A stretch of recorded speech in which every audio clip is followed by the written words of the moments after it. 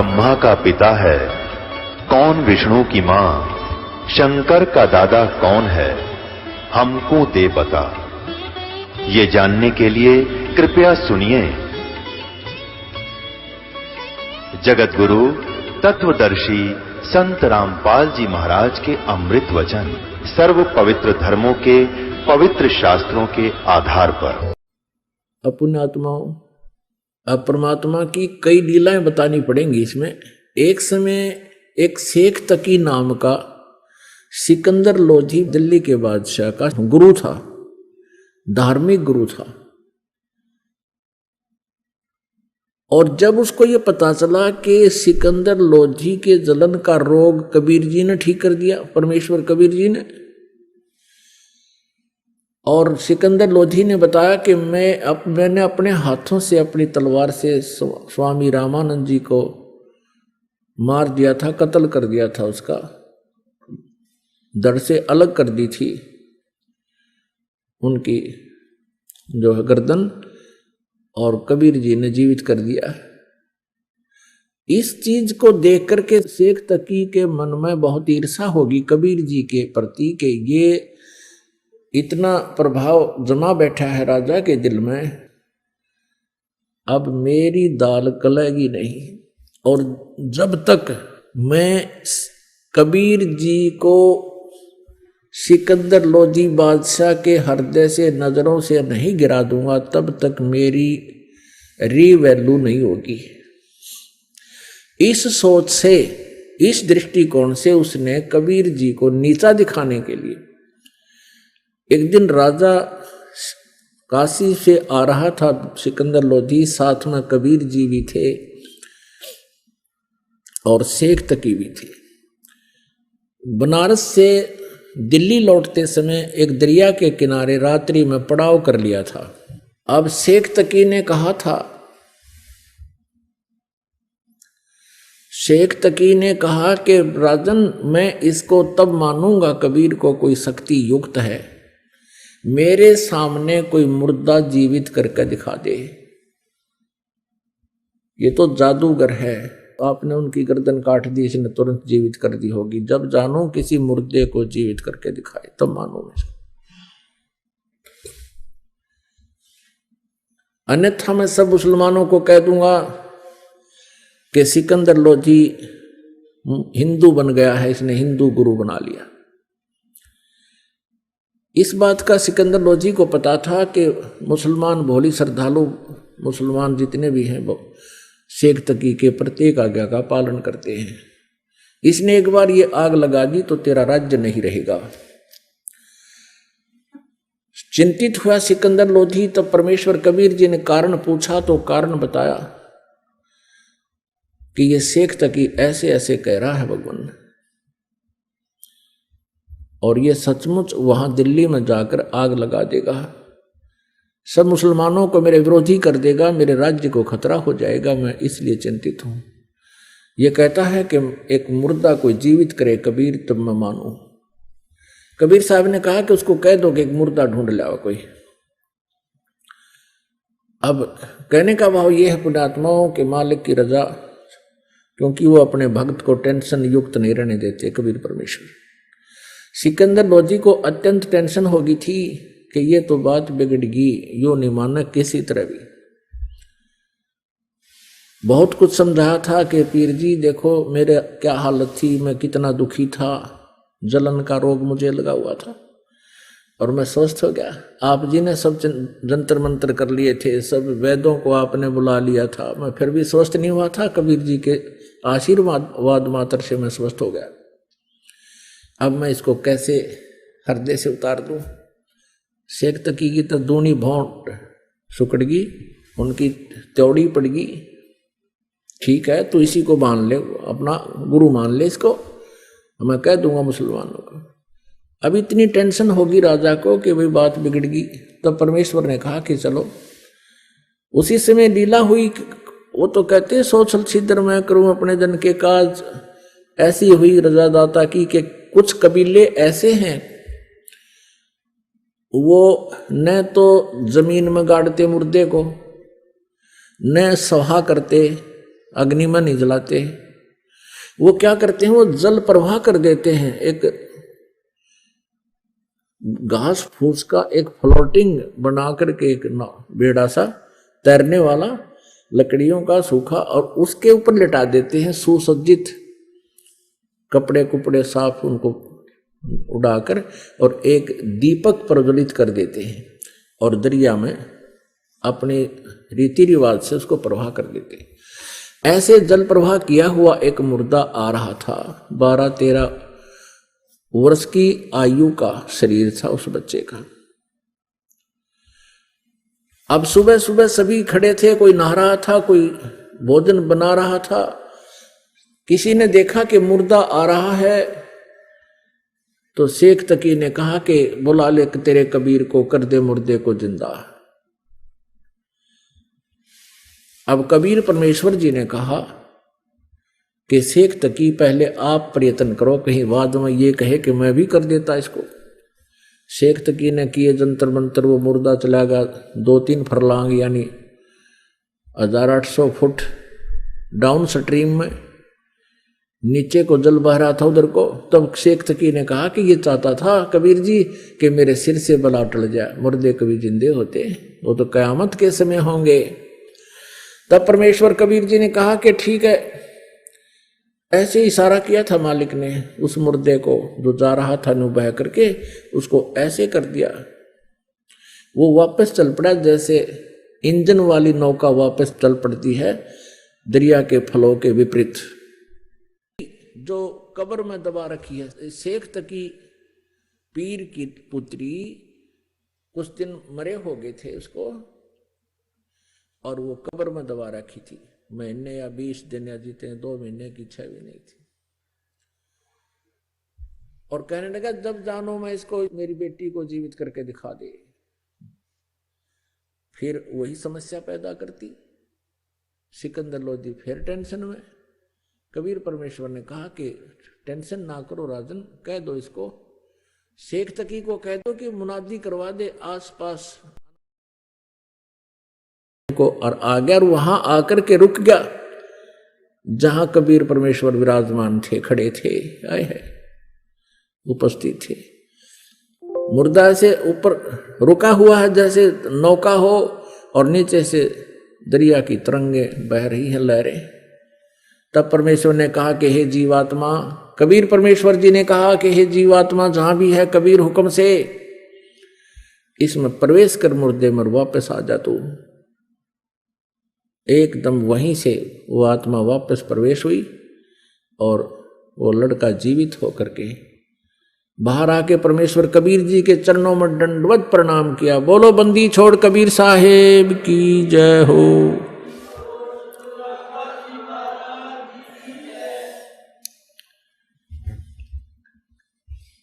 अब सभी ने, उपस्थित व्यक्तियों ने कहा, क्योंकि सैकड़ों की संख्या में, हजारों की संख्या में अंगरक्षक सैनिक थे और राजा वीर सारे थे, तब उन्होंने कहा कि हे कबीर जी आपने तो कमाल कर दिया, लड़के का नाम कमाल रख दिया। और 12-13 वर्ष की आयु का पुत्र था, लड़का था किसी का, वो अपने पुत्र के रूप में परमेश्वर ने पाला पोसा। उस पुनर्जन्म प्राप्त प्राणी को भक्ति दी, अपने पास रखा पुत्र रूप में। ऐसे ही शेख तकी ने एक दिन कहा भाई ये तो नई बात बनी, ये तो इसका तो जो नजरों से नहीं गिरा राजा के, तो उसने स्कीम बनाई अपने मुसलमानों से, सबसे मिलकर कहा कि भाई ये जादू जंतर करता है, और लड़का जो जल प्रवाह कर दिया गया था वो जीवित था, वो सदमे में था, और सदमे वाले कोई जादू जंतर करने वाले जीवित कर ही देते हैं।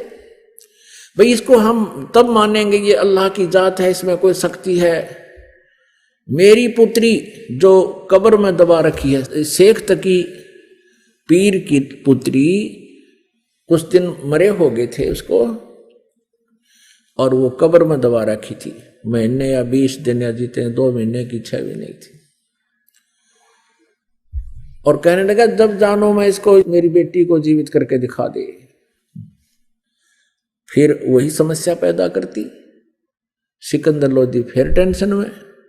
कबीर परमेश्वर ने कहा कि टेंशन ना करो राजन, कह दो इसको, शेख तकी को कह दो कि मुनादी करवा दे, आसपास अनाउंसमेंट करवा दे कि आज से तीसरे दिन वो लड़की जीवित की जाएगी जो कब्र में दबी हुई। सब जगह डंडोरा पटवा दिया, मुनादी करवा दी, अनाउंसमेंट करवा दी। कई हजार व्यक्ति आकर इकट्ठे हो गए उस निश्चित दिन को। कब्र फुड़वा दी, बच्चे का शरीर सूखा पड़ा था। अब परमात्मा ने कहा कि शेख तकी तू भी कर ले ट्राई कर दे, फिर बाद में न्यू कह मैं जीवित कर दूं। तो उपस्थित व्यक्तियों ने कहा कि भगवान अगर ये कुछ करने योग्य होता अपनी बेटी ने कौन मरने देता, इसके पास कुछ नहीं है, आप दया करो। तब परमेश्वर ने कहा कि हे शेख तकी की लड़की तू जीवित हो जा। वो जीवित नहीं हुई। दोबारा फिर कहा परमात्मा ने कि शेख तकी की लड़की जीवित हो जा, नहीं हुई। तीसरी बार फिर कहा, नहीं जीवित हुई। अब शेख तकी ने भंगड़ा पा दिया, नाचर कूद, क्या देखा, ढोंगी का ढोंग पकड़ा गया। अब कर देना जीवित, अब कर देना जीवित। अब उस शेख तकी पाप आत्मा को अपनी पुत्री के जीवित न होने का गम नहीं था और परमात्मा की पराजय की खुशी मना रहा था। कहते हैं राज तजना सहज है, सहज तरिया का ने, और ये मान बढ़ाई ईर्षा दुर्लभ तजनाई, और ये तजे बिना भगवान नहीं मिल सकता। तब परमात्मा ने क्या कहा कबीर जी ने कि हे जीवात्मा जहां भी है तू, कबीर हुक्म से वापस आ जा और इस बच्ची के शव में प्रवेश कर और जीवित होकर बाहर आ जा। इतना कहते ही उस शरीर में हलचल हुआ, ऐसे कंप कपी, और एकदम वह बेटी खड़ी हुई। 12-13 वर्ष की उम्र की आयु थी उस समय उसकी लड़की की भी, और बाहर आकर दंडवत प्रणाम किया कबीर परमेश्वर को। सबने कहा कमाल कर दिया भगवान, कमाल कर दिया। कोई हजार व्यक्ति इकट्ठे थे, देख रहे थे इस दृश्य को। कमाल कर दिया, कमाल कर दिया। लड़की का नाम कमाली रख दिया, अपनी बेटी के रूप में अपने पास रखा। अब कबीर परमेश्वर जी ने कहा कि जा बेटी अपने पिता शेख तकी के साथ। तब लड़की ने 1.5 घंटा तक प्रवचन किए कि मेरा और शेख तकी जी का जितना संबंध था पुत्री और पिता का, वो समाप्त हो चुका था। मेरी आयु मनुष्य की शेष नहीं थी अब। उस लड़की ने कहा कि हे श्रोताओं, ये पूर्ण परमात्मा है, ये कबीर अल्लाह है, ये अल्लाहु अकबर है, ये स्वयं उतरे हैं। अपने पिछले जन्म की कई कहानी सुनाई कि पहले जन्म में मैं एक राबिया नाम की लड़की थी, ये परमात्मा मुझे वहां भी मिले थे। 4 वर्ष मैंने इनकी भक्ति की थी, फिर वह साधना त्याग दी थी, लोक लाज में आ गई थी। उसके कारण मुझे फिर एक और मनुष्य जीवन मिला बंसुरी का, और तीसरा जन्म मुझे आज ये कमाली का मिला था। ये भी मेरा उस भक्ति के, उस 4 साल की भक्ति जो मैंने की थी, उसके कारण ये 2-1.5 मेरे अनमोल जन्म मुझे मिले थे। और अब मेरी कोई शेष जीवन नहीं था। ये पूर्ण परमात्मा आए हैं। मैंने भी गलती की थी लोगों, अब मैं बोलूंगी नहीं इस भगवान को। इन्होंने मेरी दिव्य दृष्टि खोल दी है और मुझे पिछला ज्ञान हो गया है। उसके बाद वो लड़की ने धिक्कार दिया शेख तकी को कि तू मनुष्य नहीं शैतान है, भगवान आए हैं तो ईर्षा कर रहा है। वो कहता है इसने मेरी लड़की को बहका लिया, जद्दू जंत्र कर दिया, इस पे कोई प्रेत छोड़ दिया, इसकी ओर ही बोल रही है। माना नहीं वो नालायक। लेकिन अन्य हजारों, कोई हजारों की संख्या में उपस्थित व्यक्तियों ने परमात्मा की जय जयकार की और नाम लिया, उपदेश लिया और शिष्य बन गए। अपनात्मा परमात्मा की परिभाषा को समझने के लिए बहुत से प्रमाण आपको देने पड़ेंगे, और तभी हम भगवान को पहचान सकेंगे। जब तक हम भगवान को नहीं पहचानेंगे, परमेश्वर को, हम अपना कल्याण नहीं करवा पाएंगे, क्योंकि हमें कोई ना कोई भ्रमित कर ही देता है। काल का दूत कोई ना कोई ऐसी स्टोरी सुना देगा जिससे आपको विचलित कर देगा। लेकिन इन प्रमाणों से आप विचलित नहीं हो सकते। अब ये कमाल और कमाली बेटा और बेटी के रूप में परमात्मा के पास रहे। कबीर परमेश्वर का कोई पत्नी नहीं थी, उन्होंने कोई विवाह नहीं कराया था। 2 माता पिता थे, मुंह बोले उनका जन्म मां से नहीं हुआ था। कमल के फूल पर बनारस में लहर तारा नामक एक सरोवर के ऊपर विकसित कमल के फूल पर परमात्मा ने शिशु रूप धारण किया था। नीरू और नीमा नामक एक दुल्हा दंपति उसे उठा ले गए थे। जुल्हे का कार्य करने लगे, बड़े होकर के लीला में अपने जो प्रत्येक युग में करते हैं उनका विधान है, और जिसका वेदों में प्रमाण है कि परमात्मा ऐसा ही करता है, वो ऐसा ही किया करते हैं। तो उसके बाद अब कमाल जब 20-22 वर्ष का हो गया, कमाल के मन में इतना अभिमान हो गया कि मैं जो परमात्मा कबीर जी की सेवा करता हूं, ऐसी सेवा कोई नहीं कर सकता। ये पता चला कबीर परमेश्वर जी को। उनके सामने भी उसने 1-2 बार ऐसी ढींग आंख दी, जैसे कोई सेवा कर रहा था। कबीर जी ने उनको टोक दिया, बेटा ऐसा नहीं, तुम ठीक नहीं कर रहे हो, ऐसे करो। तो उठकर कमाल जाता था, उसको ठीक रहता था। तो 2-4 बार वो ऐसा होने से उसने ये मान लिया कि जो सेवा मैं गुरु जी के जो अनुसार कर सकता हूँ, जिससे ये प्रसन्न रहते हैं, कोई नहीं कर सकता। अब ये अभिमान जीव का शत्रु होता है। किसी को सेवा का अभिमान हो जाए, चाहे किसी को दान का हो जाए, और चाहे किसी को अन्य कोई और क्रियाओं से राजपद का हो जाए, तो ये अभिमान जीव का शत्रु होता है। और परमात्मा ने सोचा ये बालक बिगड़ेगा, इसके अभिमान का अंत करना चाहिए। जैसे अर्जुन को यह अभिमान हो गया था कि भगवान जो मैं आपकी सेवा करता हूं, मैं आपका जो ऐसा शिष्य हूं, शायद ही पृथ्वी पर कोई नहीं होगा। तो श्री कृष्ण जी ने अर्जुन की फड़क निकालनी चाहिए थी, इसलिए मोरध्वज से ये प्रश्न किया था कि भाई तो अपने बेटे का मांस मेरे शेर ने खिला दे। अब जब उसने देखा था अर्जुन ने किस उत्तरे की, मैं तो पश्चिम भी कौन है महापुरुषों का जिन्होंने परमात्मा के लिए पूरा परिवार ने छावर है, सिकुड़ गया था अर्जुन वहां पर। जब श्री कृष्ण ने कहा था, बोल भगत तू क्या कह रहा था कि मेरा जितना कोई सेवादार नहीं, तब अर्जुन ने कहा, भगवान मैं तो 5 संग भी कौन है इनके। तो समझ गया अर्जुन के भगवान आपने ये सारी लीला मेरी फड़क निकालने के लिए की थी। वो भी इंसान होता जो मान ले, समझ ले इस पॉइंट को। तो फिर क्या हुआ कि इस पर परमात्मा कबीर जी ने इस कमाल की फड़क निकालनी थी।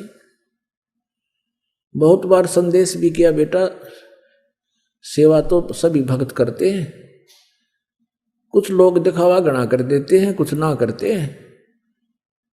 तो फिर भी वो कहता था, नहीं जी मेरे जैसी सेवा आपकी इनसे बन नहीं पाएगी, मैं तो आपकी हर क्रिया से परिचित होगा। परमात्मा बोले भाई ठीक है। एक दिन भगवान कबीर परमेश्वर जी ने कहा कि भाई मैं भक्तों के या घरों पर चलेंगे, किस दूर संभाल के आते हैं अपनी फसल को। कौन कौन चले? बाजीद जी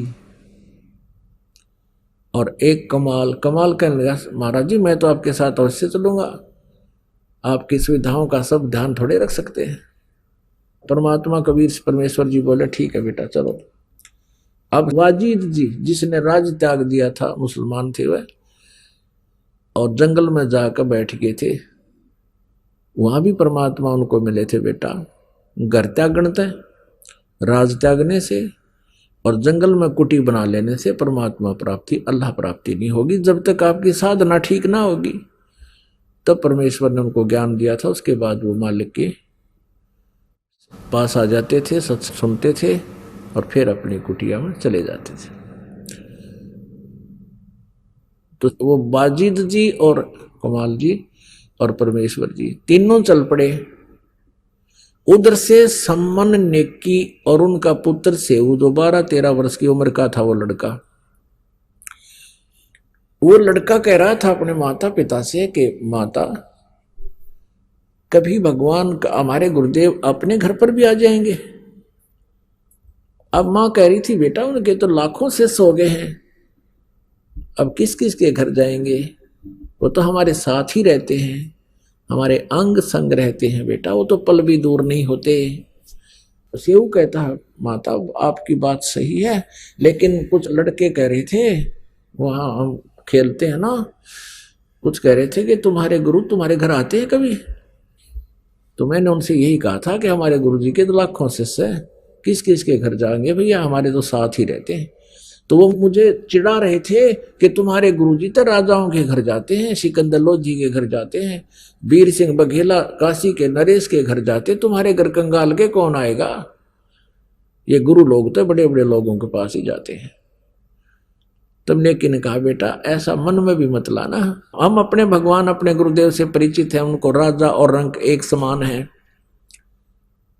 आप ये बात बेटा फिर ना दोहराना।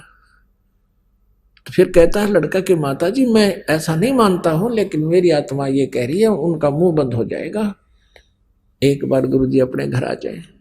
तब उन सम्मन ने कहा बेटा हमने समाज को नहीं देखना, कौन क्या कह रहा है, पता नहीं कल कोई कुछ कहेगा। इस समाज की देख करके तो श्री रामचंद्र जी ने अपना नाश कर लिया था। एक धोबी के कहते हैं सीता जी को घर से निकाल दिया, क्या समझदारी करी उन्होंने, क्या सुने समाज की। जब सीता जी को श्री रामचंद्र जी रावण की कैद से छुड़वा कर लेकर चलने लगा, तब उसके मन में यही बात आई थी कि लोग वहां व्यंग मारेंगे, यूं कहेंगे ये दशरथ का पुत्र रामचंद्र और सीता 12 वर्ष तक उसके रावण के पास रही, उस औरत को स्वीकार करके ले आया, ये उल्टा है। उसके लिए उसने सीता से शर्त रख दी थी कि रावण भी मार दिया, कई करोड़ सैनिक मर गया आपस में लड़कट के, और सीता को छुड़वा लिया।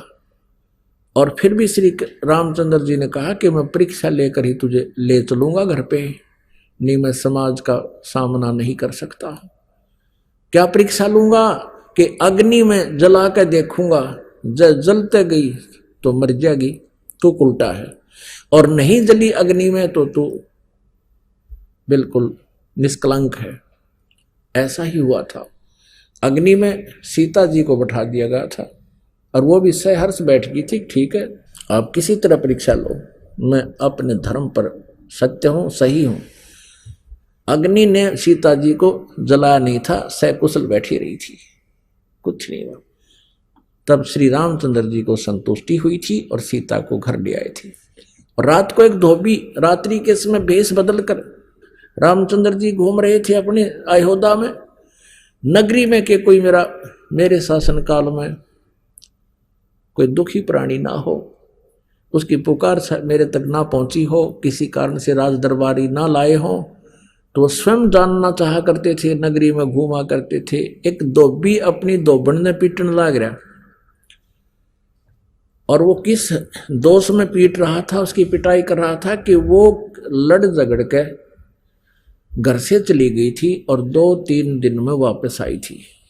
तो वो कह रहा था कि मैं ये दशरथ के पुत्र रामचंद्र जैसा नहीं हूं, 12 वर्ष तक रावण के पास रहने के उपरांत सीता को घर ले आया है।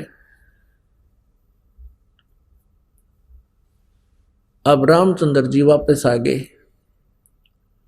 और सुबह अपनी पत्नी को घर से निकाल दिया, जबकि वह गर्भवती थी।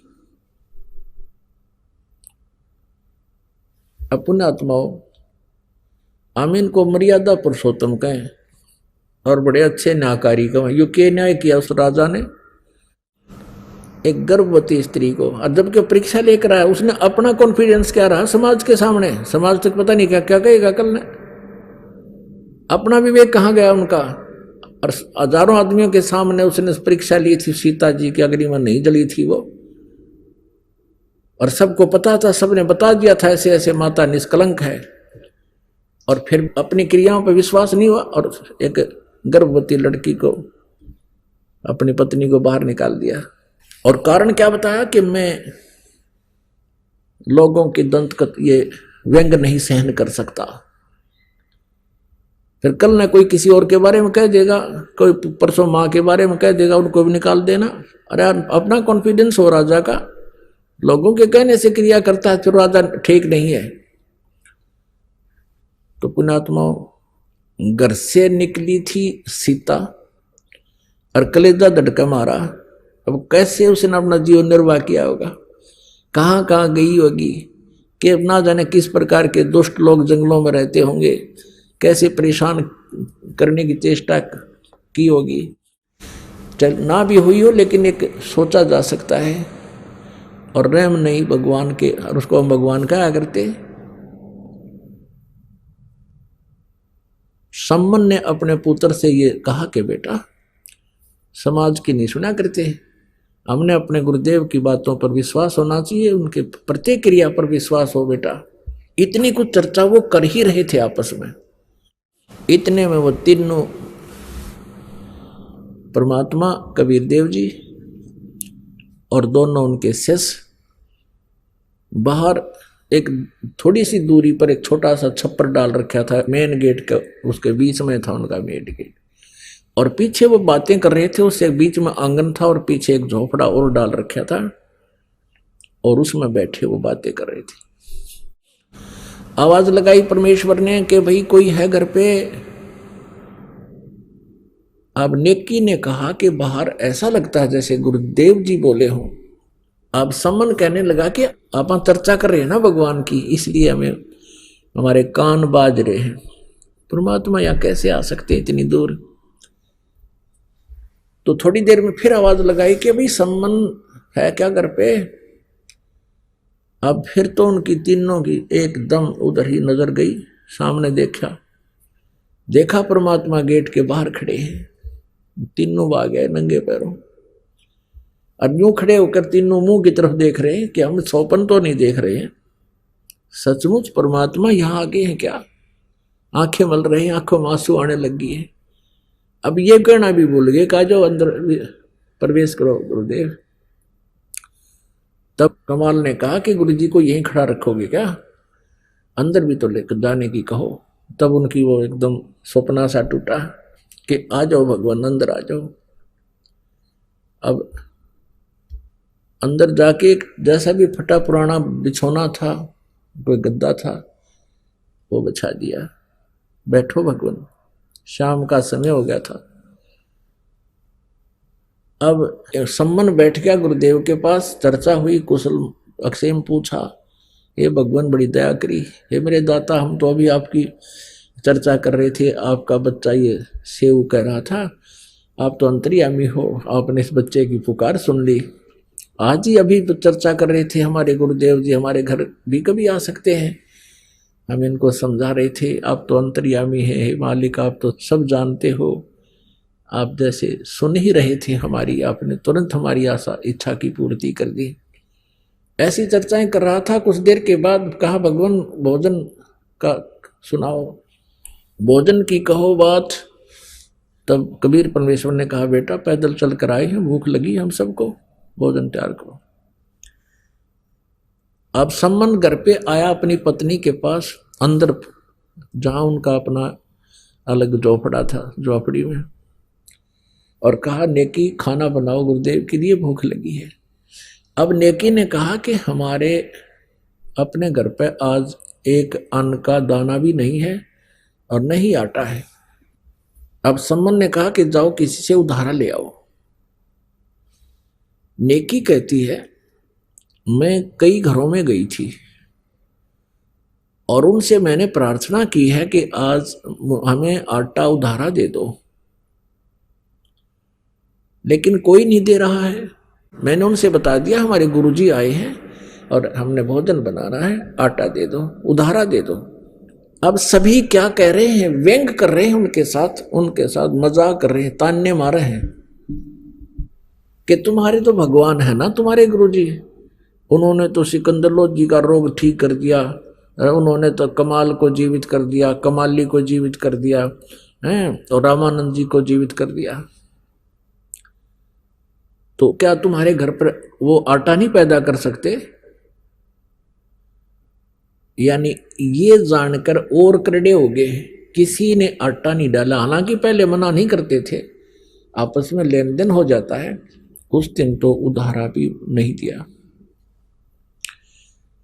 अब सम्मन से नेकी ने कहा कि कोई भी उधारा नहीं दे रहा है। तो सम्मन ने कहा कि ला तेरी चूंदड़ी दे दे। तेरा ये चीर दे दे जो उसने ओढ़ रखा था, इसको गिरवी रखकर आटा ले आऊंगा। नेकी ने कहा कि ये फटा हुआ है 2-3 जगह से, मैं ये भी लेकर गई थी किसी के पास कि मेरा चीर गिरवी रख लो और 3 सेर आटा दे दो। किसी ने नहीं दिया कि फटा पड़ा है।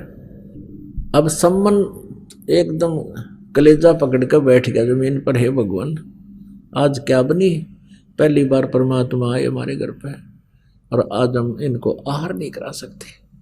बहुत चिंतित हो गया। तब नेकी ने कहा कि ऐसी बात नहीं बनेगी, चिंता मत करो, कुछ उपाय बनाते हैं। वो कहने लगा क्या उपाय बनाएंगे, कोई उधारा दे नहीं रहा, ऐसा हमारे पास कोई कपड़ा नहीं जिससे हम गिरवी रख दें, कोई ऐसा आइटम नहीं घर का, अब क्या उपाय बनेगा। अब हम तो शर्म के मर जाएंगे, क्या क्या कहेंगे गुरुदेव के हम भोजन नहीं करा सके, भूख लगी है गुरु जी को। तो नेकी ने कहा कि आप ऐसा करो, रात्रि के समय चोरी कर लाओ 3 सेर आटा और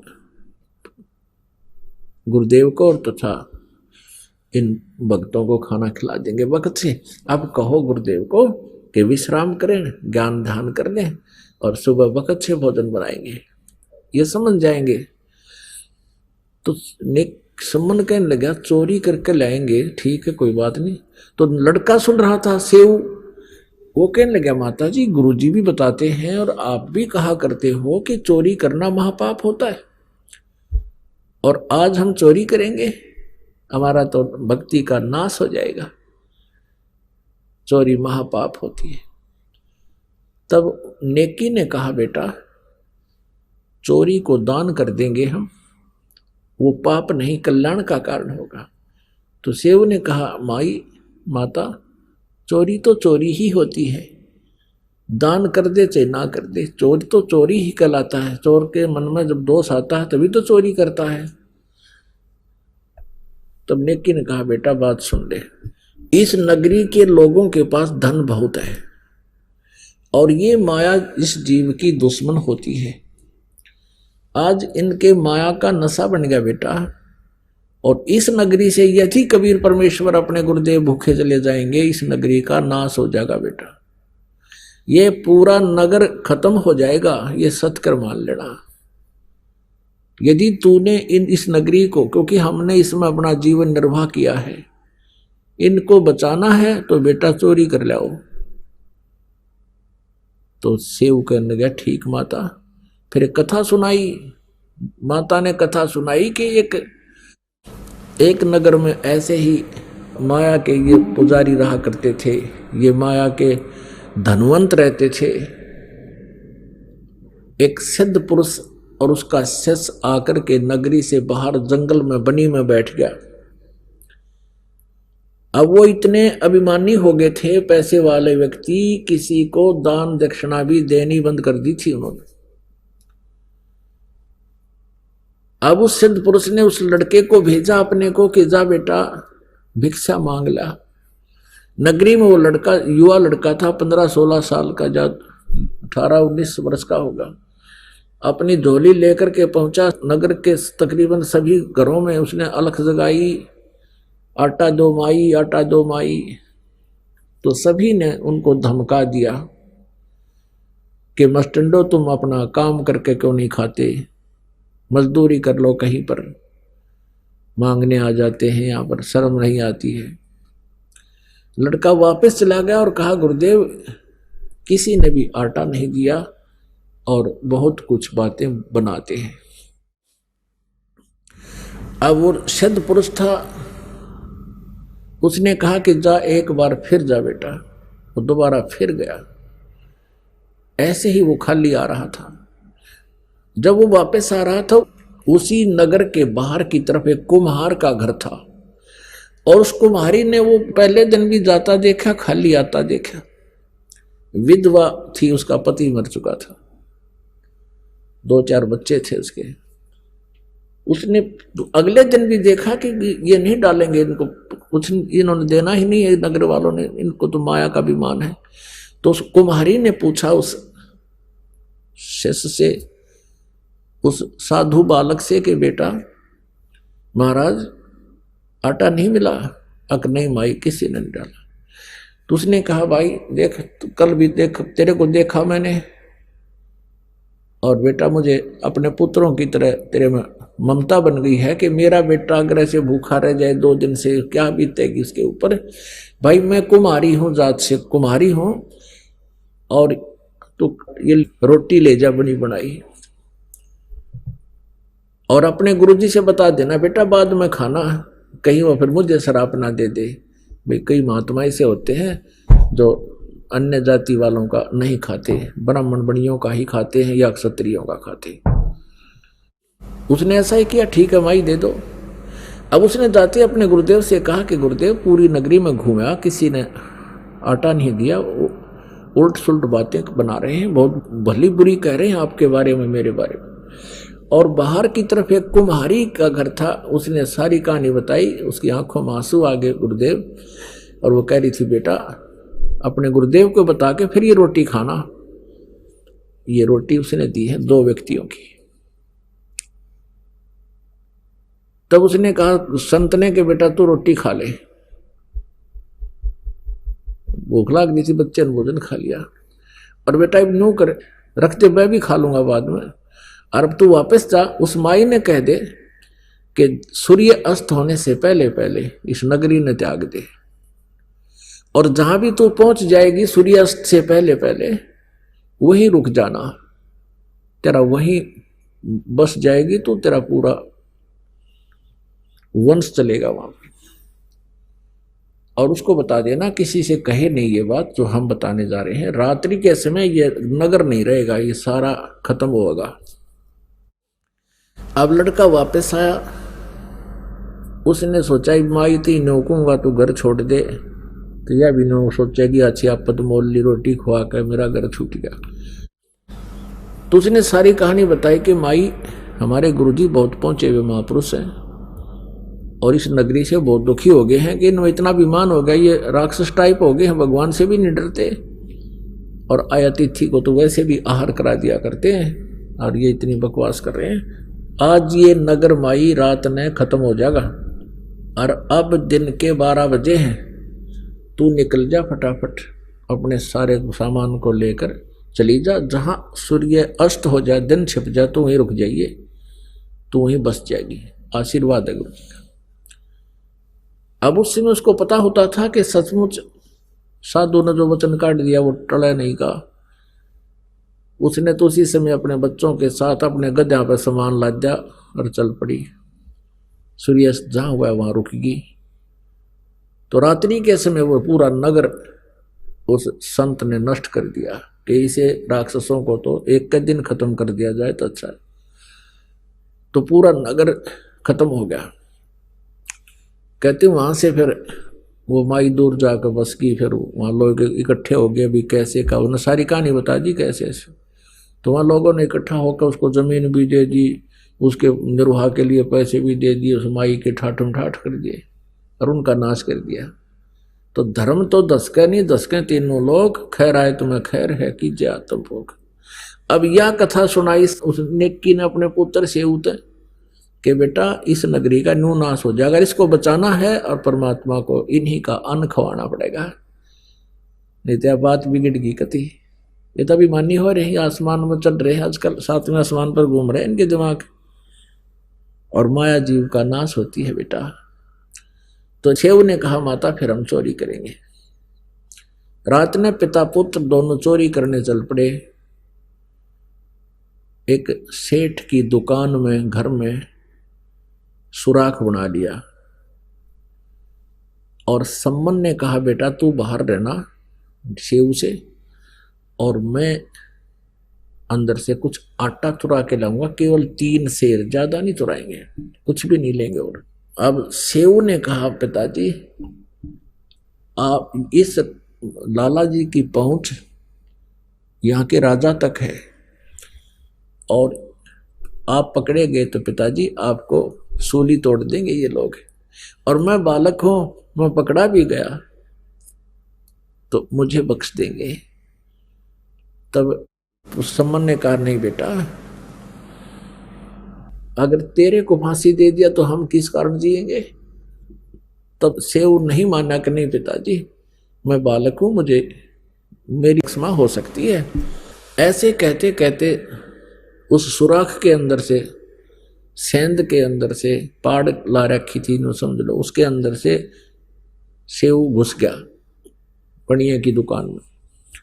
सम्मन ने कहा बेटा 3 शेर से ज्यादा नहीं लाना, अंदाजा सा 3 शेर ले आना, 3 किलो। अब सेऊ ने अंधेरे में आटा ढूंढा, अंदाजा सा अपना नोट डाल के 3 बुक और चालन की तैयारी करी। इतने में खुड़का हो गया, आवाज होगी जोर की, एक तराजू पर पैर टिक गया। वो एकदम बहुत जोर का आवाज हुई तो बनिया वहीं सो रहा था, वो जाग गया लाला जी, और पकड़ के उसको पहले दीपक जलाया, फिर पहचान लिया, अच्छा तू तो सम्मन का है, सम्मन का। अरे भगतो चोरी करने लग गए, पकड़ लिया। तो सेव कहने लगा लाला जी शोर ना करे, 3 शेर आटा दिया है, हमारे घर गुरु जी आ रहे हैं, उनके लिए भोजन करवाना था। तो लाला जी कहने लगे अच्छा अच्छा, अरे चोरी तो वो करवा रहा तुम्हारा गुरु, वो चोरी करवाने आता है यहाँ पर, ठीक है आज राजा से पेश होकर कहेंगे ये आता है कि चोरी कराता है, ये तो अच्छे आदमी थे, चोरी करते ही नहीं थे। अब सम्मन भी सुना इस आवाज ने, सेव भी सुन गया। उन्होंने सोचा भाई जुल्म हो गया, गुरुदेव को आहार तक करा नहीं सके, अब ये सुबह गुरुदेव की बेइज्जती करेंगे, ये लोग राजा के पास पेश करेंगे और ना जाने के सजा दिवाएंगे। जब लाला जी ने उसको पकड़ना चाहा सेऊ को, उसने कपड़े में बांध रखा था और 3 शेर आटा उस सुराख में से बाहर फेंक दिया और कहा पिताजी मैं तो पकड़ दिया लाला जी ने, और आप ले जाओ इसको, गुरुदेव को भोजन करा के शीघ्र रवाना कर देना। अब सम्मन लेकर के उस आटे को घर पे आ गया। नेकी ने पूछा पुत्र कहाँ है, सारी कहानी बताई कि लाला जी ने पकड़ लिया और हो सकता है कल वो गुरुदेव को भी पकड़ के राजा के पास पेश करेंगे। और कह रहा था वो लाला जी कि चोरी तो इनके गुरु कराते हैं, ये तो ठीक आदमी थे, कभी चोरी करते नहीं थे, अपना मेहनत करके खाते थे, और कल राजा के पास जाकर के उसको इनके गुरु को सबक सिखाएंगे। नेकी कहने लगी तुम वापस जाओ और लड़के का सिर काट लिया, किसी तरह बकाबकू के बाहर गर्दन निकाल ले, और चाहे इतना अंदर घुस के काटना पड़ा उस बच्चे का सिर काट लिया, नहीं तो बात बिगड़ जाएगी, कल बच्चे को पहचान लेंगे और सारी बात बिगड़ेगी। अब सम्मन लेकर हाथ में करद इतनी लंबा चक्कू और पहुंच गया। उधर से शिव के मन में भी यही प्रेरणा थी, है भगवान मेरा पिताजी मेरा सिर काट ले जा किसी तरह, और लाला जी फिर डर जाएगा, कहीं जिक्र नहीं करेगा, कहीं नहीं बताएगा। अब सम्मन जब आया, सम्मन ने कहा कि बेटा सेऊ 2 बात जरूरी करनी है, एक आवश्यक बातें करनी है, एक बार तू सिर निकाल ले इस सुराख से बाहर, फिर तो हम नहीं मिल पाएंगे बेटा, तुझे पकड़ा देंगे ये पुलिस को, फिर पिता पुत्र को मिलने नहीं देंगे ये लोग, 2 बात तेरे कान में बताऊंगा। उधर से सेऊ ने कहा लाला जी मेरा पिताजी आया हुआ बाहर, कोई जरूरी काम बताना चाहता है, एक बार मुझे छोड़ दो। सेठ बोला तू भाग जाएगा, ऐसे कैसे छोड़ दो, तू भाग जाएगा। उसने कहा नहीं भागूंगा मैं, कि नहीं कोई विश्वास नहीं। अब सेऊ ने कहा कि आप मेरे पैर का रस्सा बांध दो, इतना लूज कर दो, इतना ढीला छोड़ दो कि मैं केवल गर्दन बाहर निकाल लूं, बिल्कुल फ्री ना करो। अब लाला जी ने सोचा भाई के हो गया, 3 शेर चूनने तो ले गए हैं बेचारे, ढीला बांध दिया, रस्सा थाम के बांध रखा था और कर दिया ढीला, बतला ले। उन्हें सिर बाहर निकाला, जब बाहर सिर निकाल लिया तो सेव बाट इंतजार कर रहा है कि पिताजी कोई बात कहे, लेकिन बाप था हाथ पीछे का पीछे रहेगा, वो कर्द छुपा रखी थी, तलवार छुपा रखी थी। तब उस लड़के ने कहा 12-13 वर्ष के बच्चे ने कि पिताजी मेरी गर्दन काट ले जाओ, यदि आप मेरे बाप हो तो मेरी गर्दन काट ले जाओ। इतना कहते ही सम्मन में भी करंट सा आ गया और बेटे की गर्दन काट के शीश न ठा ले गया। नेकी बोली इसको ताक में रख दे, यानी अलमारी के एक हिस्से में, और फिर कहा कि अब तू फिर वापस जा। नेकी बोली तू वापस जा। आइए अब हम उन श्रद्धालुओं के अनुभव जानते हैं जो जगत गुरु तत्वदर्शी संत रामपाल जी महाराज जी से दीक्षा प्राप्त कर चुके हैं तथा उनके द्वारा बताए गए भक्ति मार्ग पर चल रहे हैं। सर नमस्कार। हाँ नमस्कार जी। सर क्या नाम है आपका? मेरा नाम भूपेंद्र सिंह कौंडले जी। भूपेंद्र सिंह जी कहाँ से आए आप? मैं जिला सोलन गांव नौनी से हूँ जी, हिमाचल प्रदेश। सर संत रामपाल जी महाराज से नाम दीक्षा लेने से पहले आप क्या भक्ति साधना करते थे? संत रामपाल महाराज जी से दीक्षा लेने से पहले हमारे एक जहाँ मैं रहता हूँ उससे 7 किलोमीटर दूर एक जटोली आश्रम है जो जिसमें योगानंद महाराज जी का आश्रम है, तो मैंने वहाँ से नाम दीक्षा ली थी और कम से कम 1997 से लेके 2017 तक मैं वहीं साधना करता था जी। सर जैसा कि आपने बताया कि आप अपने गांव के पास ही किसी संत को गुरु बना रखा था, तो फिर सर जब आपने गुरु बना ही रखा था तो फिर आप संत रामपाल जी महाराज जी की शरण में क्यों आए? ये एक बड़ी दुखद घटना है जी, क्योंकि 2017 में मेरे पुत्र की अचानक मृत्यु हो गई। तो जैसे ही मैं घर पहुंचा तो मैंने अपने बच्चे की जो भी संस्कार होते वो किए। उसके बाद जब मैं अपने रूम में गया तो मेरे को उसकी बड़ी याद आई। तो मैं पहले शराब भी पीता था, बीड़ी सिगरेट भी, जर्दा भी खाता था। तो मैंने वहाँ अलमारी के पास, जिस कमरे में मैं सोता था, अलमारी के पास शराब की बोतल पड़ी हुई थी। तो मैंने वो शराब की बोतल रात को 11 बजे उठाई, गिलास में डाली और उसको मैं पीने लगा। तो कुदरती ही परमात्मा की कुछ ऐसी रजा हुई कि मेरा मन अंदर से बोला कि बंदे पहले पीता था तू मौज मस्ती के लिए और अब पी रहा है दुख में। ऐसा ना हो कल के लिए तेरी 2 बच्ची है ये भी परेशान हो, तेरी पत्नी परेशान हो, और जब मैं नौकरी करता हूँ वहाँ नौकरी भी छूट जाए। और मैंने भगत जी 3 बोतलें थी, तीनों बोतलें मैंने ऐसे उठाई और अपने घर से पहली साइड को इतनी ज़ोर से फेंकी कि मेरे को आवाज़ आई उसकी, ठनन ठनन ठनन। फिर तसल्ली हुई। फिर मैंने बोला हे परमात्मा, इस दुनिया में कोई भगवान है तो कहाँ है, कैसा भगवान है, भगवान है क्या चीज़? मेरे को संत रामपाल महाराज जी की एक ज्ञान गंगा दी थी, तो मैंने वो ज्ञान गंगा पुस्तक वहाँ रखी थी शेल्फ के ऊपर। तो कुदरती वो किताब दिखी मेरे को, तो मरता क्या नहीं करता, नींद आ नहीं रही थी, शराब मैंने बोतलें बाहर फेंक दी थी। तो मैंने वो ज्ञान गंगा पढ़नी स्टार्ट कर दी। जब मैंने ज्ञान गंगा पढ़नी स्टार्ट करी तो मेरा पूरा शरीर कंपन आने, पूरा शरीर कंपन हो गई मेरे शरीर में कि अरे बंदे तू तो वैसे ही दुख मना रहा है। तो फिर मैंने बार बार किताब पढ़ी। तो मैंने संत रामपाल महाराज जी से मन ही मन प्रार्थना करी, हे परमात्मा मैं आपका नामदान जरूर लूँगा, पर इसमें जो शर्त है वो शर्त है नशा। नशे के बगैर मेरे को टट्टी भी नहीं आती थी सुबह। तो मैंने प्रार्थना की, है परमात्मा कि अगर मेरा नशा छूट जाए तो मैं आपका नामदान जरूर लूँगा। तो फिर मैं करता रहा कोशिश। तो जुलाई में गुरु पूर्णिमा आती है। तो गुरु पूर्णिमा में मेरे पास 2 ही ऑप्शन थे, या तो मैं संत रामपाल महाराज जी का ज्ञान लूँ या फिर जो हमारे जटोली आश्रम है वहाँ मैं अपना जनेऊ बदलाऊँ। पर दुविधा ये थी कि मेरा नशा नहीं छूट रहा था। तो मैंने 7 तारीख को परमात्मा को दंडोवत किया, जैसे इंटरव्यू में इसमें देखता था जो टीवी में आता था। तो मैंने दंडोवत किया और मैंने प्रार्थना करी, है परमात्मा अगर आप वाकई में परमात्मा हो, हे मेरे दाता, तो मेरा सारा नशा छूट जाना चाहिए और मैं आपका ज्ञान लूँगा, क्योंकि मेरे अंदर अवगुण है तो सिर्फ नशा है, बाकी मेरे अंदर कोई अवगुण नहीं है जो मैं मानता हूँ। तो 7 तारीख को सुबह में उठा, मैं टॉयलेट गया, मैंने जर्दा खाया और उसके बाद जब दिन का भोजन किया, उसके बाद मैंने सारा का सारा जितनी भी सिगरेट की डबियाँ थी वो भी त्याग दी, जर्दे की पुड़िया थी वो भी फेंक दी। और 9 तारीख को मैं संत रामपाल महाराज जी के जहाँ नामदान स्थल है वहाँ मैंने नाम दीक्षा ली। सर हम आपसे ये जानना चाहते हैं कि संत रामपाल जी महाराज से नाम दीक्षा लेने के बाद आपको क्या लाभ मिले? संत रामपाल महाराज जी के नाम लेने के बाद मेरे को सबसे पहले तो ये लाभ मिला। जब मैं नाम दीक्षा लेके आया तो मेरी माँ ने सोचा मेरे बच्चे ने बीड़ी भी छोड़ दी, सिगरेट भी छोड़ दी, यार कोई बात जरूर है, उन संत में कोई बात जरूर है। कि भगत जी 3-3 डब्बी मेरी सिगरेट की लगती थी, शराब की बोतलें लगती थी।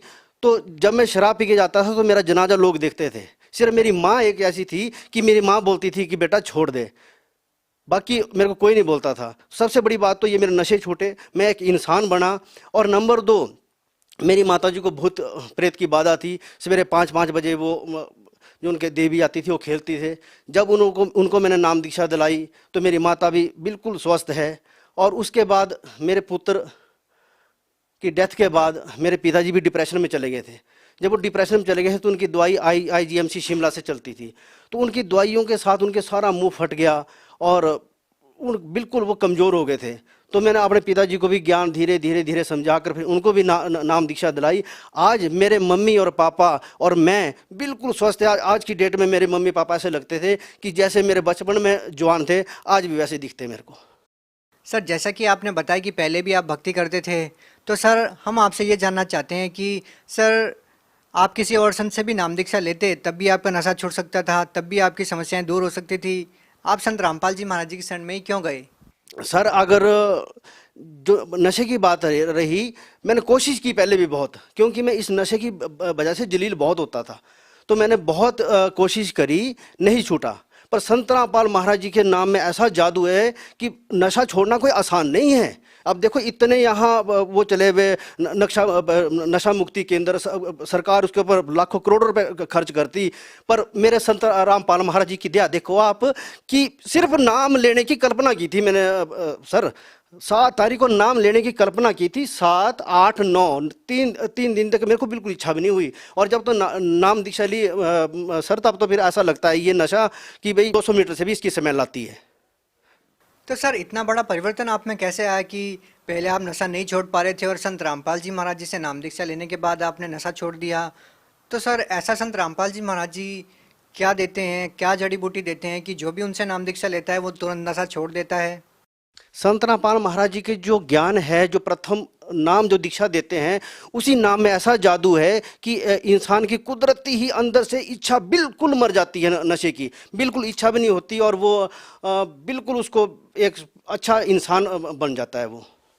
सर जो लोग अभी भी नशा करते हैं और वो चाहकर भी नहीं छोड़ पा रहे हैं, तो वो लोग अगर संत रामपाल जी महाराज जी से नाम दीक्षा लेते हैं तो क्या उनका भी नशा छूट जाएगा? सर मैं गारंटीड बोलता हूँ, मैं एफिडेविट के ऊपर लिख के दे सकता हूँ कि अगर कोई भी नशा छोड़ना चाहे, संत रामपाल महाराज जी का नाम लो और मर्यादा में रहो। अगर आपका नशा नहीं छोड़ेगा तो मेरे को कुत्ता बोलना, आपने आपके जूते में पानी पीऊंगा मैं, अगर आपका नशा नहीं छूटा। मेरा छूटा, मेरी माँ नशा करती थी, उनका छूटा, मेरा बाप नशा करता, उनका छूटा। यार मैं तो अभी चलो 46 साल का हूँ, मेरे माँ बाप तो 60-60, 65 साल के हैं, उन्होंने 40-45 साल का नशा उनका छूट गया। यार आपका नहीं छूटेगा। आज की डेट में सर हमारे जिला सोलन में इतना बुरा हाल है ये यंग जनरेशन का।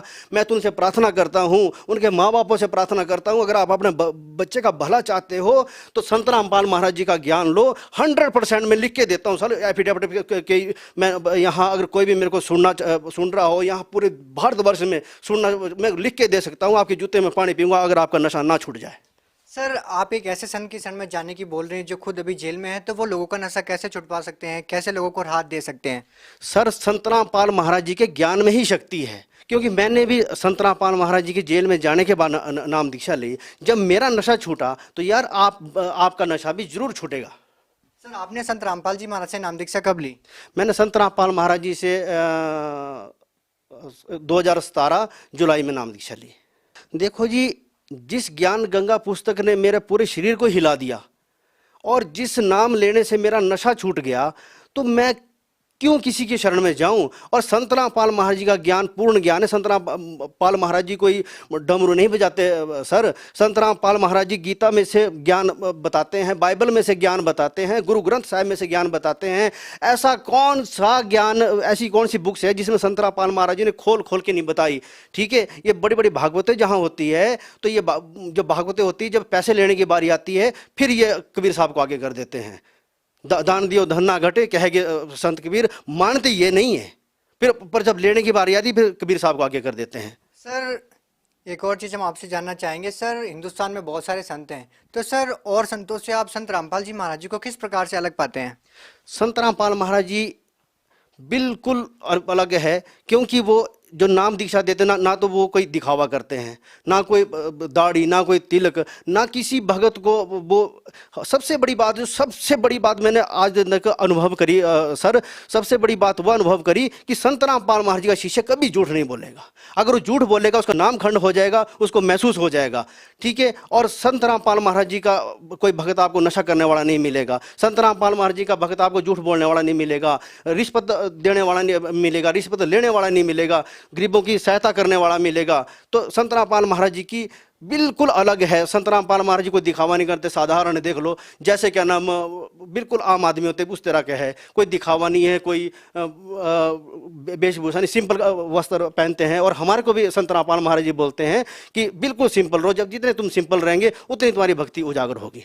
सर जैसे कि अभी आपने बताया कि संत रामपाल जी महाराज जी के भक्त और संत रामपाल जी महाराज समाज भलाई के कार्य करते हैं, तो सर हम देखें तो बहुत सारे ऐसे संत और भगत हैं जो इस प्रकार के कार्य करते हैं समाज भलाई के। तो सर आप संत रामपाल जी महाराज जी को अन्य संतों से किस प्रकार से अलग पाते हैं? संत रामपाल महाराज जी बिल्कुल डिफरेंट इसलिए पाए जाते हैं क्योंकि संत रामपाल महाराज जी ने ऐसे ऐसे गुण रहस्य को इन हमारे गीता में से, बाइबल में से निकाल कर संतों को बताया।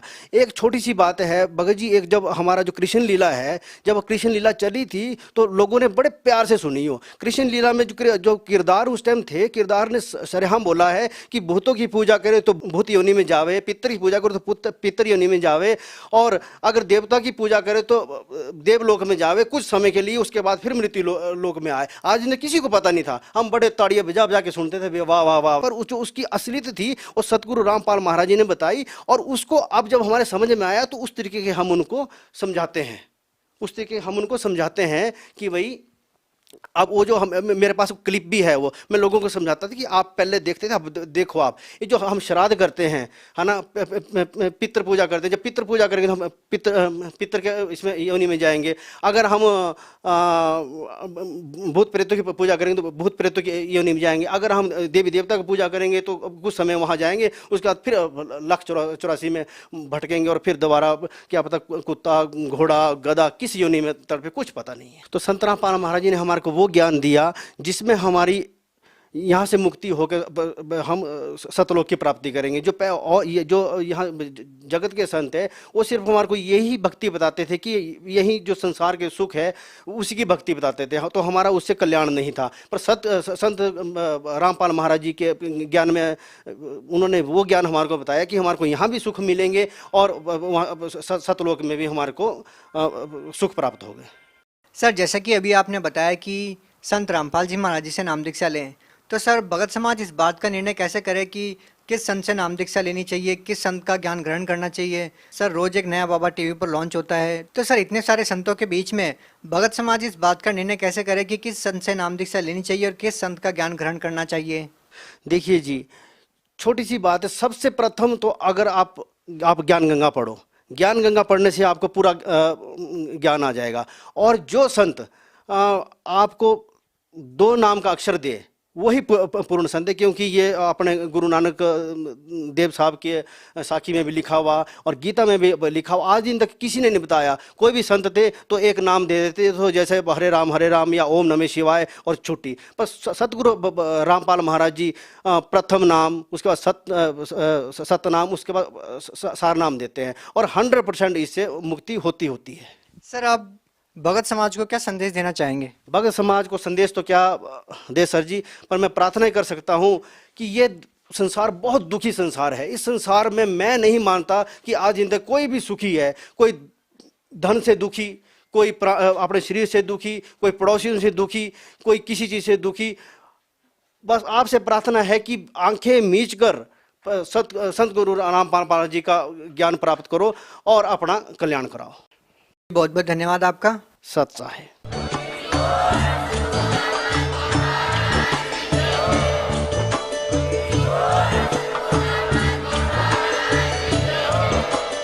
आप सुन रहे थे जगत गुरु तत्वदर्शी संत रामपाल जी महाराज जी के मंगल प्रवचन। अधिक जानकारी के लिए विजिट कीजिए हमारी वेबसाइट www.jagatgururampalji.org।